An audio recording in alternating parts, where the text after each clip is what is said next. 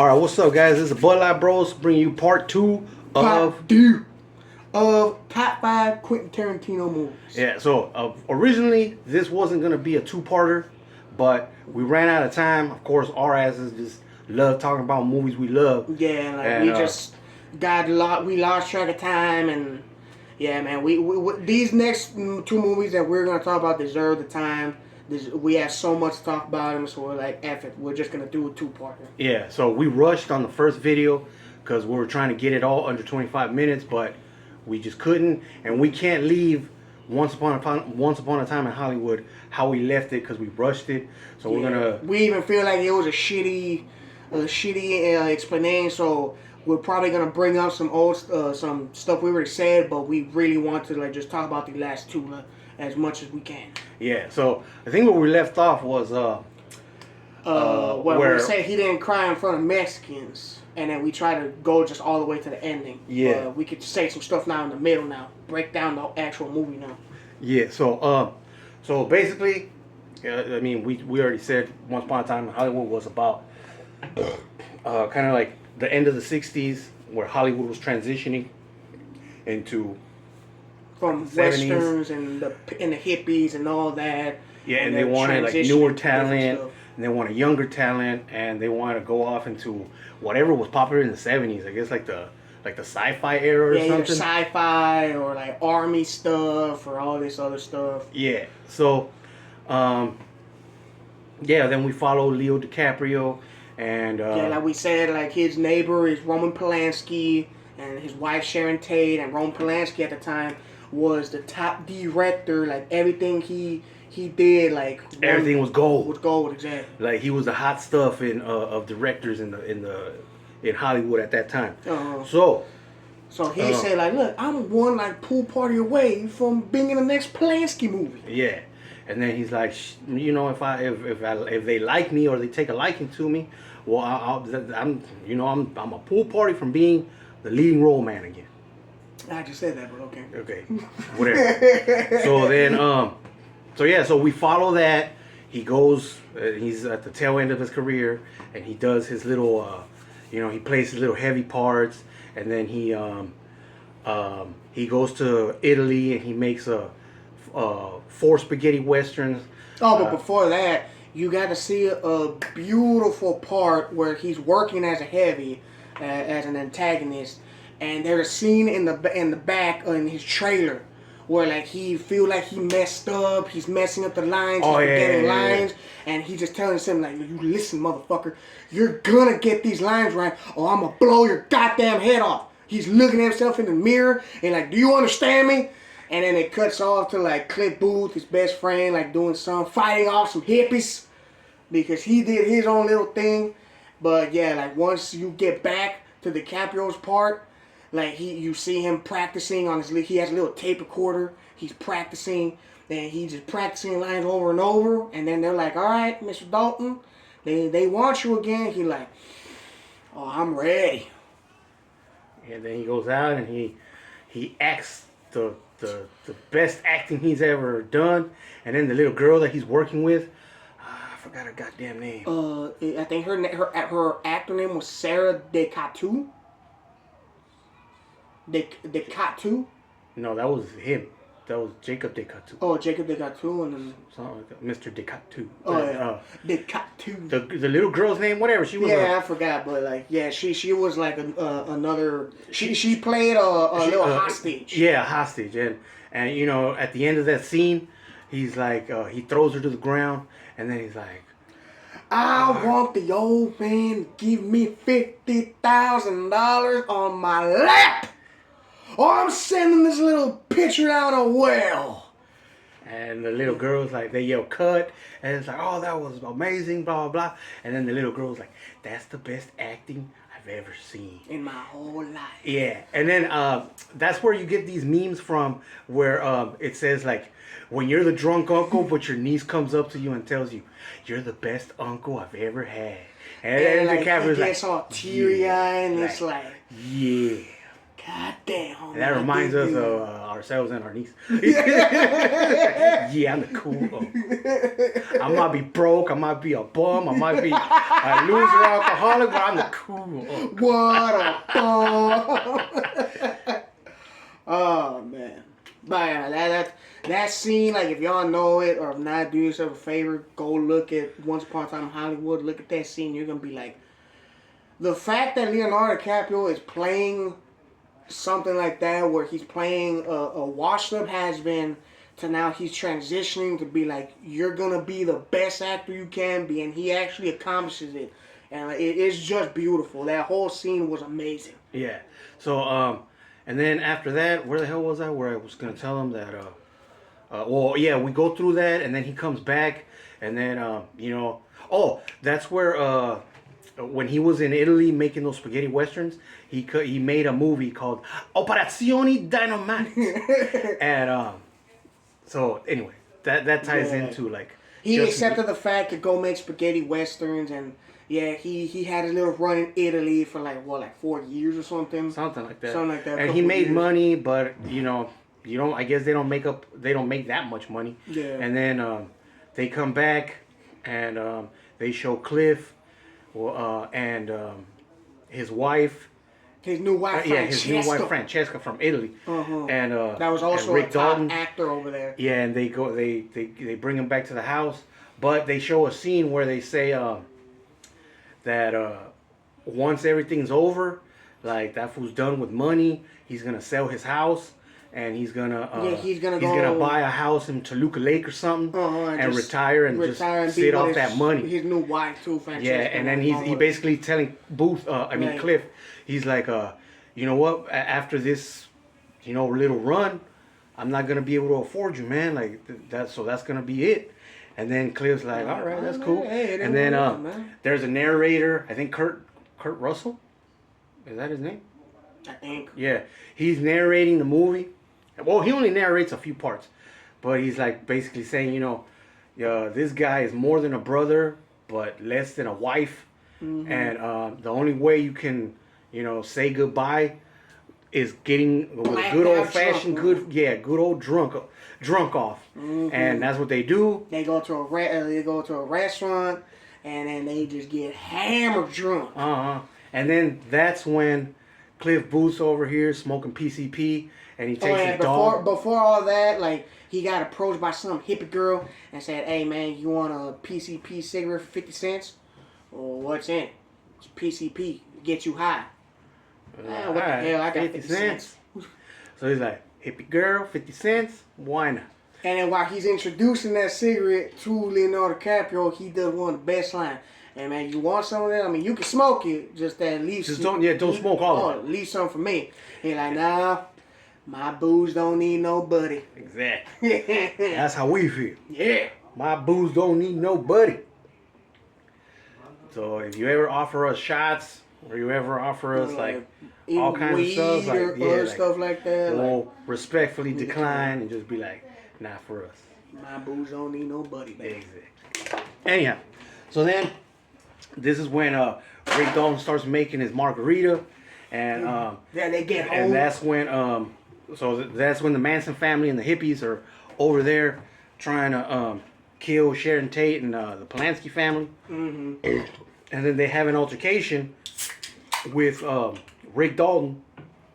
Rick Dalton comes out and he's like, "Hey, you goddamn hippies! Y'all looking for a dark spot to smoke your weed and stuff, smoking them twigs." And it's like, "Take your rusty shit bucket and get the hell out of here. It's a private road. Get the fuck off my street." And that fool's Tex, I think that's his name. Yeah, he's over here trying to grab his gun to kill him. He's like, "I said, get the hell out of here now!" And he starts banging on his gun. All right, stop yelling. All right, let me just turn around. Well, get the hell on out of here. Like driving reverse, dumbass. Yeah.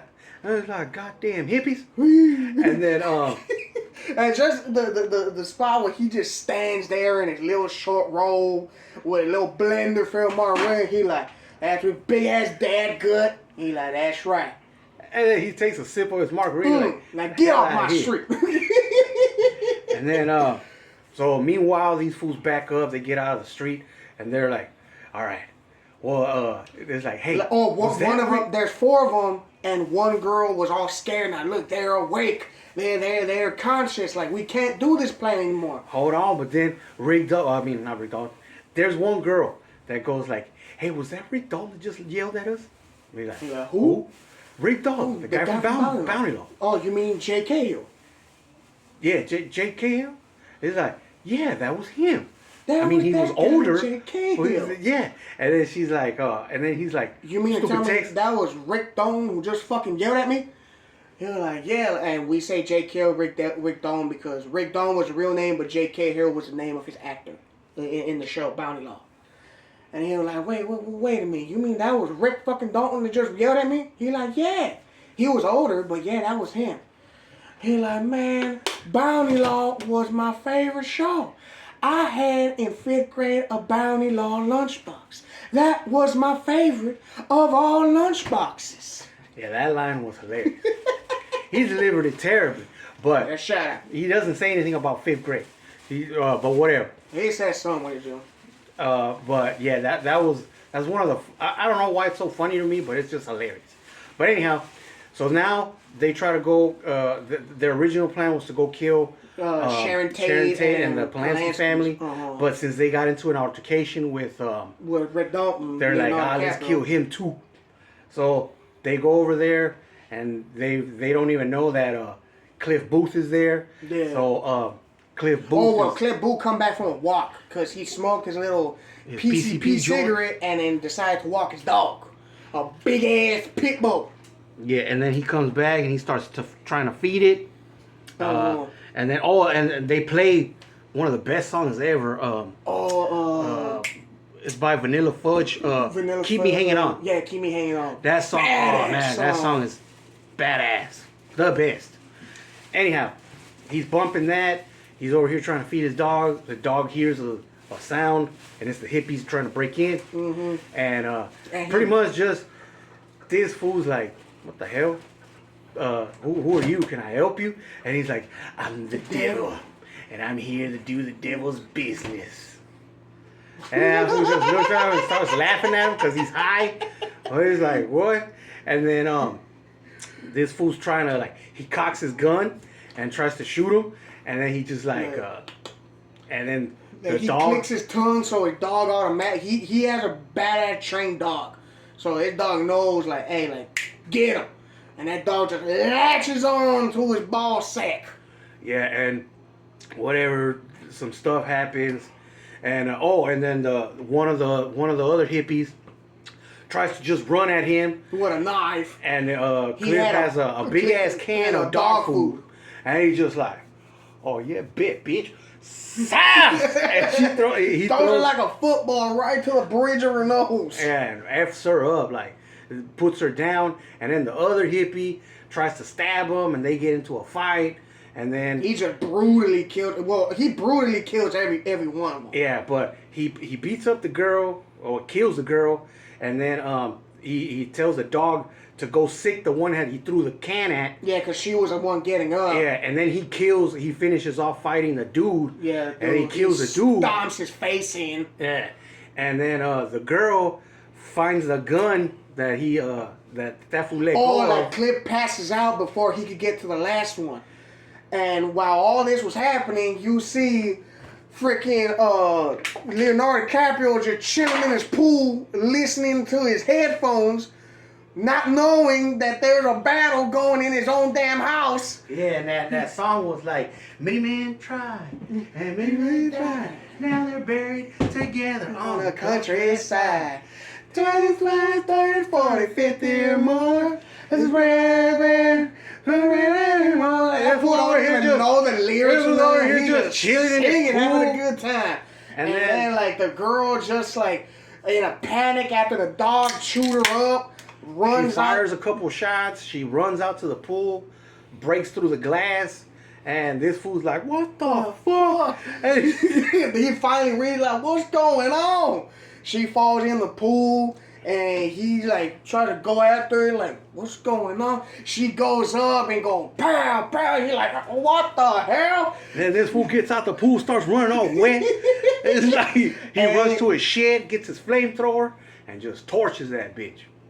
So, and that's pretty much the end of the movie. Yeah. Then Cliff goes to the hospital, and it's a good line from the movie where he says, "Hey Cliff, you're a good friend, man. You're a good friend." He goes, and it's like, I tried.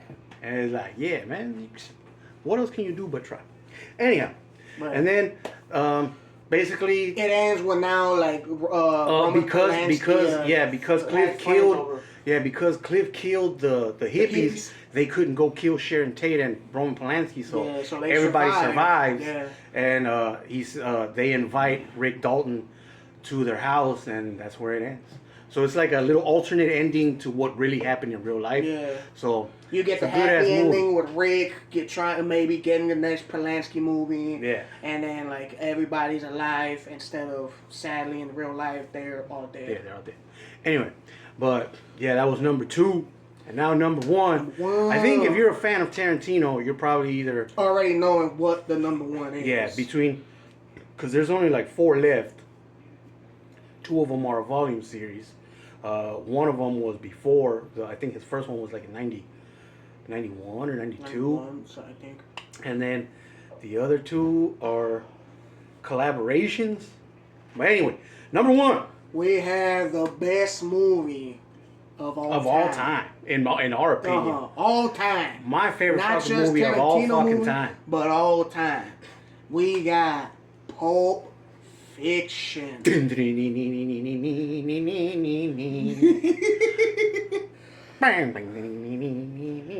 All right, whatever. You know the intro. Pulp Fiction. Made in 1994. Yeah. And then this movie is about 2 hitmen. They're which is John Travolta and Samuel Jackson. Then you got their mob boss, Marcellus Wallace, Ving Rhames. Then you got his wife, Mia Wallace, Uma Thurman. And then you got a boxer that he makes a deal with to take a dive. He backstabs Marcellus, which is played by Bruce Willis, and his name is Butch in the movie. Yeah, Butch Coolidge, I think. Yeah, and then you have two diner thieves. Two little slacker thieves and lames.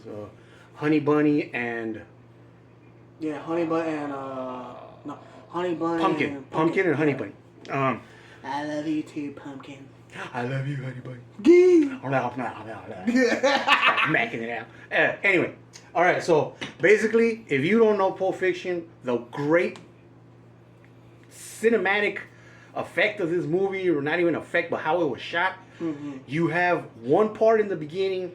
It takes you to like the middle part in the second scene. And then it takes you back to the beginning. To the beginning. Then it in goes the third scenario, and then until the 4th scenario, it goes into like the pre-course to what had happened before the movie or whatever. It's just everything is like scrambled, but in the end, it makes sense. Yeah, it's like a puzzle movie. You get every little piece of the puzzle throughout the movie, and at the end or throughout it, you just realize, oh, okay, so this is what happened. That's why that happened. Oh, that's what's going to happen. Yeah, and then so basically you have John Travolta and Sam Jackson. They go kill the 3 fools that backstabbed Marcellus Wallace. Yeah, they get his little briefcase. Bam, they take it. Oh, and then this is where you get the line. What do you call Royale with cheese? No, what do you call a quarter pounder with cheese? Quarter pounder with cheese in France. In Amsterdam. Oh, in Amsterdam, yeah. Royale with cheese. It's like, why? Because it's a metric system. Yeah. They don't even know what the hell a quarter pound is. So, whatever. Moving along, you go to you get to the scene where what the hell? They interrogate the guys. No, we talked about that. He gets the briefcase.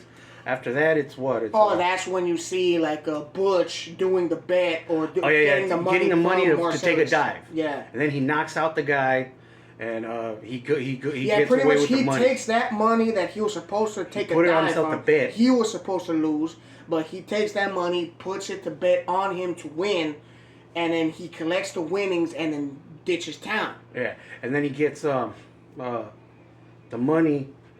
No, then he tells tells his girl, "Hey, whatever you do when you pack my bag, don't forget my father's watch." That's the number one thing and the only importance. Of course, women being women, she forgets. He has to go and somehow go back to the old apartment, find his watch, deal with the guys who are trying to kill him for running away with the money and the winnings. So then he finds Marcellus Wallace, and then they get into some crazy stuff where they go into a pawn shop, and you know what happens. Unspeakable things happen. Yeah, you know what happens. Basically, Butch loses his LA privileges, and he's able to walk away free because he saved Marcellus Wallace from this person. Yeah. And but before that too, you have John Travolta taking out Mia Wallace out for dinner. Oh yeah. Where they go to Jack Rabbit Slim, and he's like, "Come on, Mia, let's just go get a steak. You can get a steak here, Daddy. Don't be a." Which is like a rectangle. Yeah, it's like, don't be a rectangle. But it's supposed to be a square. Don't be a square. Yeah, so whatever. They go in there. That's where they have their little famous scene, their dancing scenes. Like, oh no, I think I'm singing along to like Grease Lightning. But Grease Lightning. Well, you know, like it was a teenage wedding and a well, whatever. Yeah. So that scene happens, and then I said, "God damn!" Yeah, she's over here getting coked out, then she gets her burger, and that's where we get that line too. That's when you know you met someone special, when you can comfortably sit in silence. And shut the fuck up and comfortably enjoy each other's silence or something like that. All right, we're gonna speed it up a little bit because we're running low on time again because we don't know how to shut the fuck up. These movies are too good. Yeah, but anyway, all right. Then she goes to the house. This fool has heroin in his trench coat. She mistakes it for cocaine. Yeah. Because it's not in a baggie. It's in a little. I mean, it's not in a balloon. Yeah, it's not in a balloon. It's in a baggie. So she thinks it's cocaine because it's white powder, and she snorts it, and she overdoses. Yeah, and Johnny T has to rush her through to his friend. What's his name? Lance's house. Lance. The drug dealer, and he's over here. Prank caller. Don't come to my house. You're talking about drug shit on the phone. Cellular phone. It's like prank call. Don't come to my house. This fool fucking crashes his car into the rams it right into Lance's house. Yeah, it's like, and then he drags out Mia Wallace, and then he's like, "Bah! If you don't help me with this bitch, I'm a grease spot, okay? And if do you know Marcellus Wallace? Yes, okay, this is his fucking wife.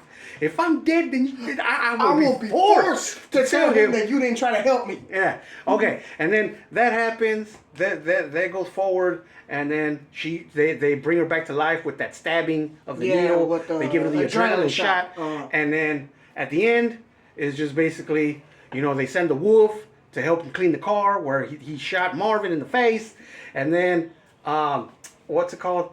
Then you have the best monologue of the goddamn movie. Yeah, the diner scene. Yeah, where John Travolta's eating his little pancakes and bacon, and then he tells because of all the things that happened during the day, Jules is all of a sudden a hallelujah man.